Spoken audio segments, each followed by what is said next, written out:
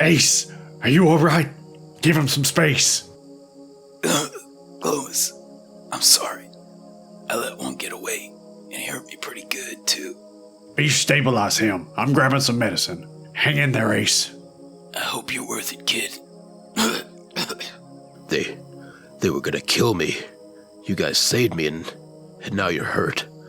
I'm sorry, man. It's okay. Here we go. I got you, Ace. I got you. Hey, what's your name anyways? You can call me Digital. I was traveling with some other people when we were ambushed by those savages. It all happened so fast. I didn't even have a weapon, and even though the others fought back and took some of them down, I had to run. They would have killed me. I don't think my friend survived. Well, you're safe here with us. You take it easy, Ace. We need to talk. Let's go to another room. Digital, welcome to New Houston. I'd like to sit down and talk with you more, but that'll have to wait. This toxic fallout's a problem. We have no idea how long this could last. We need to prepare for the worst, just in case. Well, I think we should restrict access outside of the base, unless it's something really important. I agree, but we don't have a lot of food reserved for being holed up long term, especially with another mouth to feed. No offense. I don't think our crops will be affected by the fallout, at least not this harvest. We'll need to make sure that it doesn't go to waste. Right. We can limit who goes outside, and if you're exposed for too long, you'll be quarantined to the base while someone else covers your shift. The only good news is that if these tribalmen want to retaliate, they won't make a move while the toxicity covers the area. At least this bought us some time to better prepare our defenses. You need to limit your exposure out there. We can't have you getting sick right now. We need to get back to work. Let's go. Glomus. What happens if we run out of food? What are we gonna do if our crops go bad and— I'd rather not think about that right now, Mish. We'll deal with that if it happens. I pray it doesn't, though.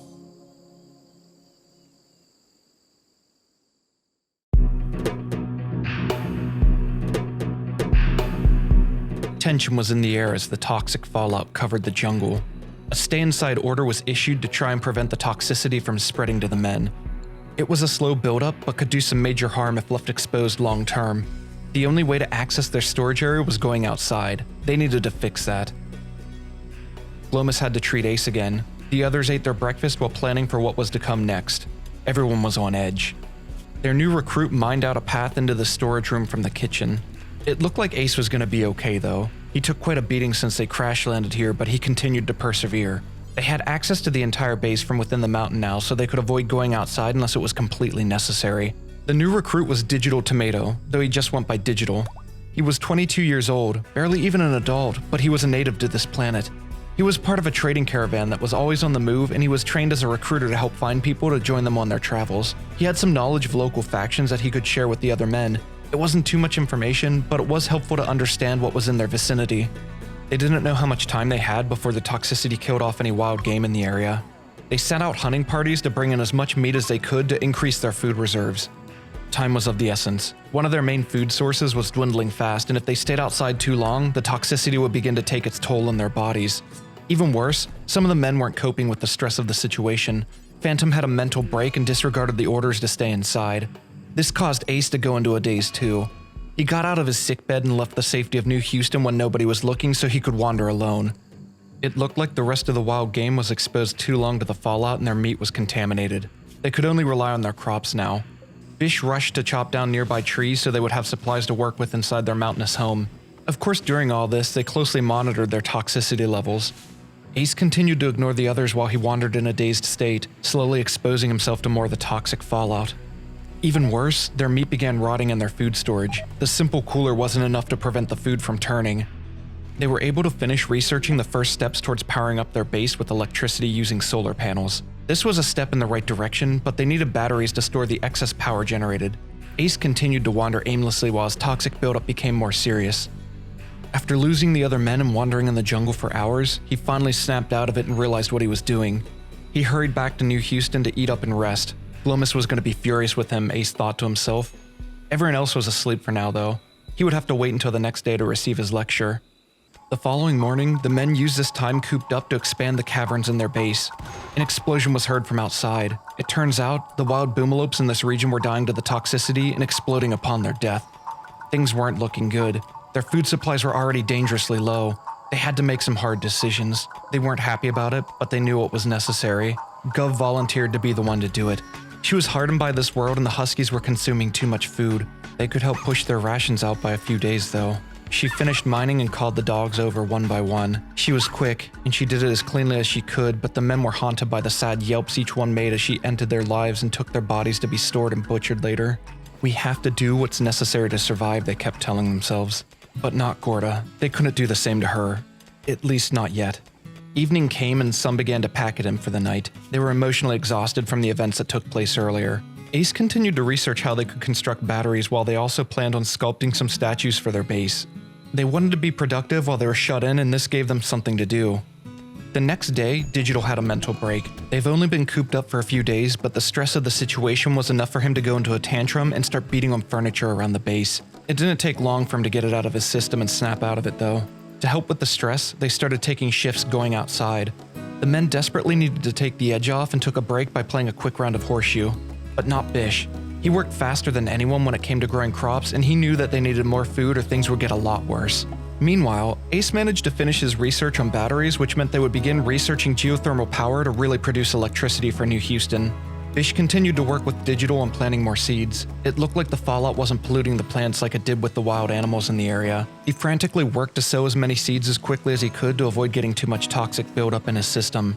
So far, most of the men only had a minor buildup, which wouldn't cause long-term damage. They just had to be more careful not to stay out too exposed like Ace did. They tried to spend their time wisely outside and be as productive as they could, while also using it as a way to unwind and get out of their cavernous base to avoid cabin fever.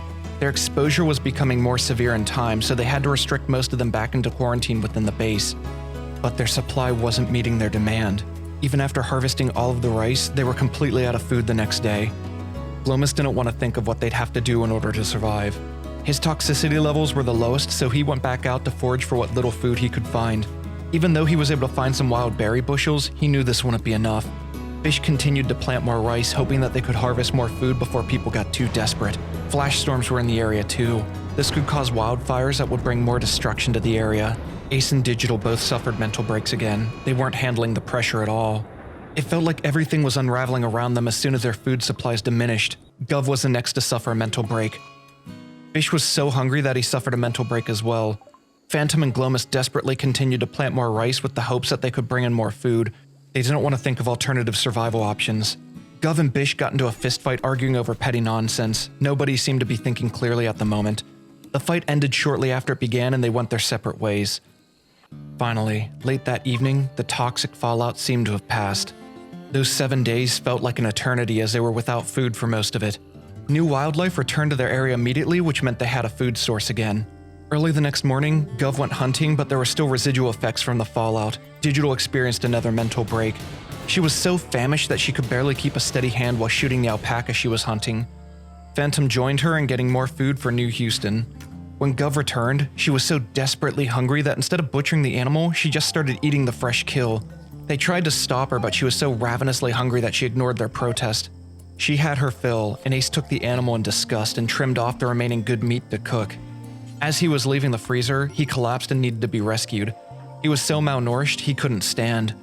Glomus rescued him and laid him in a bed to rest while he could prepare some food. Digital was out hunting too. He was also so hungry that he immediately bit into his fresh kill to eat. That evening, things were almost slowing down while Phantom was butchering more fresh kills. Ace collapsed again. His body was still too weak from being exposed to so much of the toxicity and his extreme malnutrition. Glomus got out of bed and slowly made his way to Ace's rescue. At this point, even he was feeling too desperate to cook and grabbed some fresh meat and began eating it raw. Under normal circumstances, this would make him sick and gag, but right now he was just happy to have something to eat. He needed to tend to the others and he didn't want to waste time cooking, so he brought the meat to Bish and Ace and they ate it up without any complaints. They were just happy to have food again.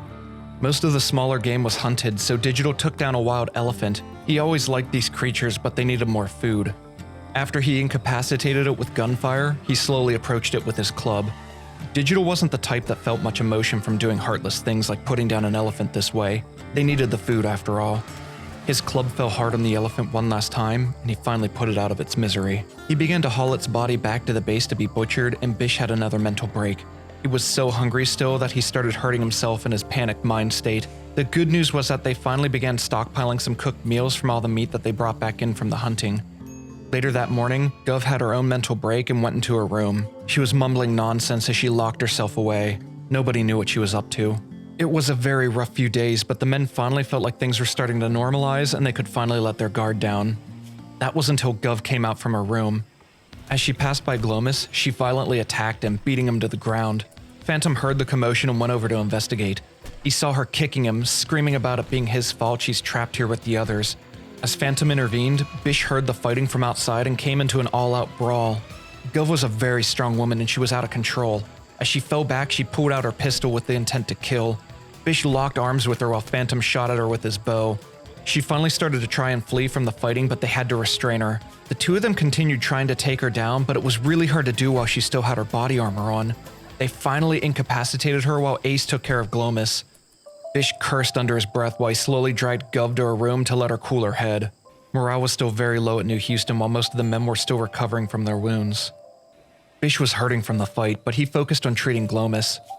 Gov beat him so hard to the point that one of his toes were completely destroyed by her pistol whips.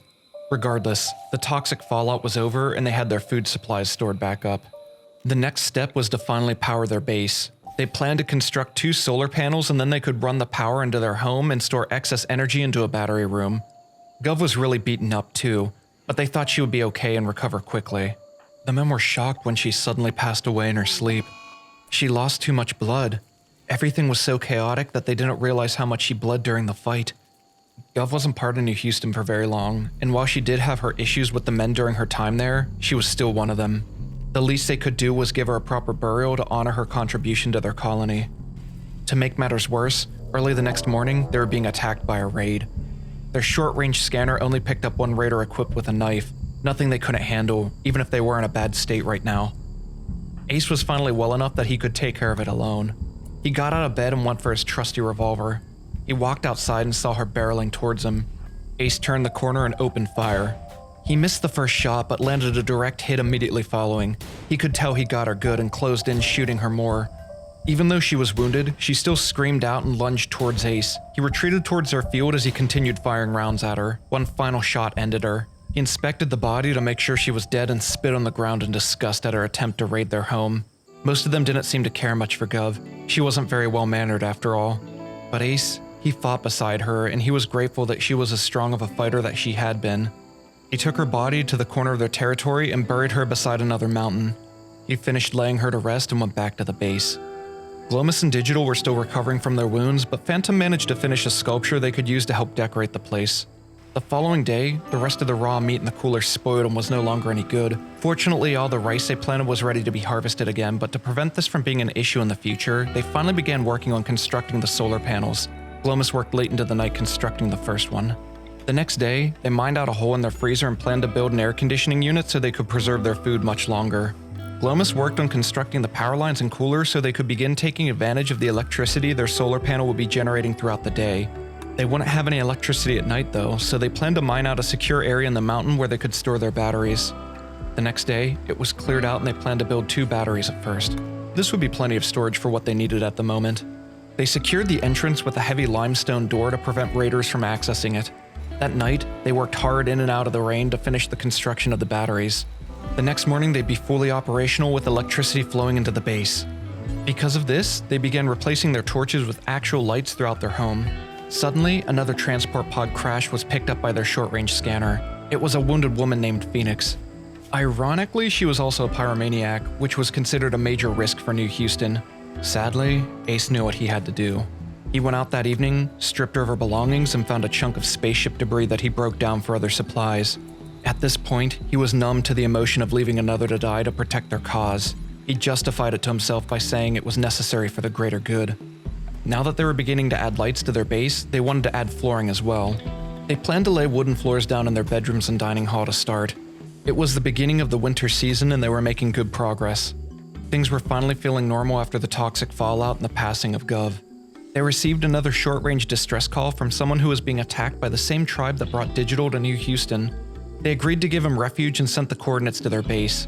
A few minutes later, he arrived. Checking out his skills, he was quite a capable man. They were hopeful he'd make a good addition to New Houston. He hurried his way to the base and tried to find some weapons to help fend off the incoming tribal raiders. Before they knew it, the raiders arrived. Digital and Ace posted themselves at the small opening to funnel the hostile tribesmen into them. They got close enough and Digital opened fire. They dispersed while Ace came up beside Digital to provide additional cover fire. The new recruit came up the rear with a giant elephant tusk in hand, waiting for them to close in while the others took out an archer. A wild man with a knife approached them. As he came into the narrow entrance, he was greeted by a barrage of bullets, and the new recruit stabbed him with the tusk, killing him instantly. The final tribesman panicked and was unable to mount his alpaca. Ace hit the wild animal while Digital shot the fleeing raider while they tried to flee, slowing them down. The jungle made it hard to hit targets while on the run. Ace was closing in, and just like before, the fleeing tribesman hit him with an arrow. He was able to return fire and critically injure the enemy. Ace took out his knife and closed in on him. He dodged past one last arrow and thrust his knife into the tribesman, killing him instantly. Another successful fight. While Ace and Digital were returning from the skirmish, the new recruit found a bed to rest in. He was quite exhausted. Glomus and Phantom went to speak with him. Welcome to New Houston, partner. My name's Glomus, and this here's Phantom. Looks like you already met the other men. I want to thank you for helping us fight off those tribespeople. No, it's me who needs to be thanking you. If you didn't pick me up on your comms, I'd be a dead man. My name's Blinkstrike. I used to be a leader of a small faction north of here. There was a conflict rising up between the Bundy's Devils and the Blue Pond Kinship, and we were caught up in the middle of it somehow. Bundy's Devils and the Blue what now? The Blue Pond Kinship are those savages that were hunting Digital a few weeks ago, and now they're chasing after you. But what are the Bundy's Devils? Right. The Blue Pond Kinship is a large tribe from this region. They don't take kindly to strangers, and they see modern technology as a blasphemy towards their ancient gods. Best to stay away from them if you can. Now the Bundy's Devils are even worse. They're pirates and raiders that loot and pillage anything they find, neither enslave or kill anyone in their path. Fighting broke out near my home, and the pirates found us and attacked. We barely fought them off, and that's when the tribesmen came. I was elected as their leader for many years. I had to watch so many innocent people die just to protect their homes. I issued an evacuation, and everyone scattered. They knew I was a valuable target and started to hunt me. I've been on the run for almost 2 days straight, but like I said, you saved my life. They were closing in on me right when you sent me the coordinates to this place. I thank you. I'm sorry you lost your home. We haven't been on this planet very long. Could use someone like you who knows the area. You're not from here. Did your ship crash? This is something we often see from the skies. People call this a cursed planet. That's right. It happened to both of us, and I'd be dead too if it weren't for these guys. Glomus, right? I take you're the man who calls the shots here. I just lost my home and I don't have anywhere else to go. I might have been a leader until now, but I won't get in your way. Well, cursed or not, we're getting off this planet and going home. You know where we can get a ship? I don't. I do know some peaceful factions that aren't too far from here, though. You might be able to trade with them and construct one yourself. That's what I was afraid of. Regardless, we're going to do what it takes, and you can come with us or stay here afterwards, but we would certainly appreciate your help. I'm happy to stay here, but I'm sorry, gentlemen. I've been without sleep for almost 2 days straight. I can't even think clearly now. I understand. We're glad to have you here. Rest up, and we'll talk more later. Blinkstrike was 55 years old and used to be a faction leader of a small group for many years on this planet. It wasn't until recently that his faction got caught between a conflict with the Blue Pond Kinship and the Bundy's Devils. The tribesmen were tracking him for a few days, and they almost hunted him down until he crossed paths with the men of New Houston. He was a skilled individual and a welcomed addition to the team. But for now, he had to rest. The past few days drained him of all of his energy. To make their medbay more efficient, they built out a medicine storage room beside the recovery beds. In the middle of the night, Blinkstrike had a mental break. He was grateful that Glomus and the others saved his life, but he just suffered so much loss himself. He was having trouble coping with everything that's happened to him, and he was being antisocial towards the others. In fact, even though things were going fairly well with the progress in New Houston, the men were haunted by the events that transpired since the fallout came over their jungle. Ace was in a dazed state of mind and wandered off to hunt. Fish was having his own mental break as well while Ace finished off his kill. Instead of heading back home, he found a herd of elephants and made the foolish mistake of firing at them. He singled one out, and while he was still in a delusional mind state, he tried to bring it down with his revolver, but it finally turned on him. Because Ace was still in a daze, he held his ground and continued to fire at the charging elephant. He was about to fire off one last shot, but it charged into him, causing him to drop his gun. He managed to dodge past its attack and pick the gun back up. He tried to back up so he could shoot, but it put too much pressure on him, swinging its tusks into him. He got another shot off, but it kept hitting him hard. He managed to get enough spacing to fire off one last shot, but he was beginning to really panic. Digital hurried his way down to try and rescue Ace. He finally snapped out of his daze and tried to flee, but the elephant gouged him with his tusk and Ace crumbled to the ground. Once again, Ace found himself in a dire situation. He could hear the sounds of screaming and a raging elephant stomping by as he slowly lost consciousness. I hope you enjoyed this episode. Special thanks to those that helped me with voice acting for this video. You should check out their YouTube channels linked in the description below this video. I also want to shout out my newest patrons, Erie and Claudio Sarabia. Thank you guys so much for your support. I really appreciate it.